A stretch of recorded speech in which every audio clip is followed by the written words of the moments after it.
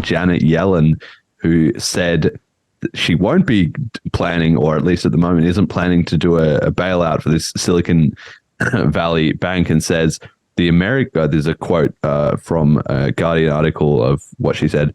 The American banking system is really safe and well capitalized. It's resilient, she told CBS's Face the Nation.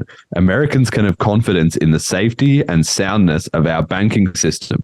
Let me be clear that during the financial crisis, there were investors and owners of systemic large banks that were bailed out. And the reforms that have been put in place means we are not going to do that again.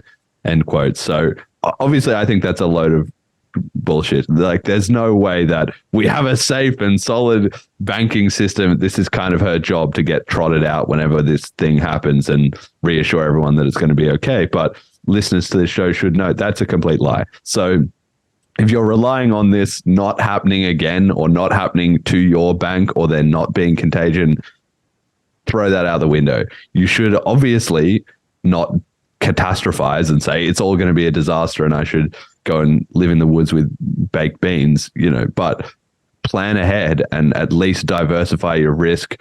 Know have your crypto set up. I don't know, maybe have some gold, have some physical cash.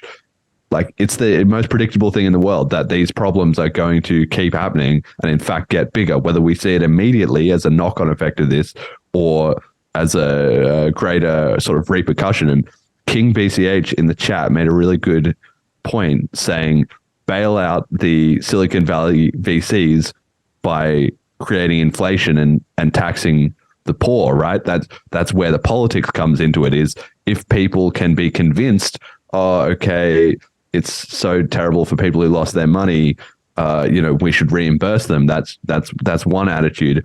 But if the general public gets the idea that any bailouts and so on are going to affect them directly, because then they're going to be paying higher prices for everything, that's where the free, in quotes, money is coming from, then they're obviously going to have a different attitude, right? It's much easier to be empathetic until you realize actually your money and your purchasing power and your wealth is on the line too. So I like this idea that you have, that the political element is going to be quite important. And I guess we're still 18 months away from another US election.